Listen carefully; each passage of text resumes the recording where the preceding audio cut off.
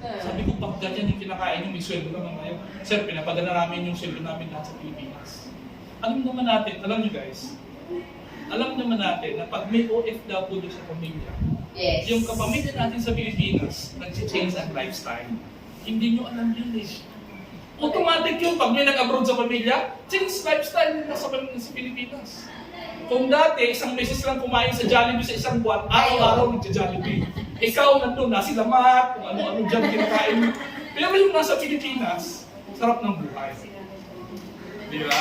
Huwag niyong sanayin yung mga anak niyo, asawa niyo, na ubusin yung pinanghirapan niyo. You have to be honest. Boy, excuse me, maging honest kayo sa pamilya niyo. Hello, ito lang yung kinikita ko dito. Hindi ako mayaman. Huwag niyong itago. Kasi yung pinupost natin sa Facebook, yung mga gandang picture natin sa gurney, sa stretch day, di ba? So akala nila ang yaman-yaman mo. Akala nila kumakain ka doon sa mga mamahaling na restaurant. Di ba? Pero hindi naman yun nangyayari sa totoong buhay. Okay? So, I hope, binatutunan ba tayo? Meron? So, hopefully meron, no? So, sa mga marunong na nito, hindi mas maganda. No? Mas maganda kung ituturo mo sa anak mo, sana nakikinig siya dito. No?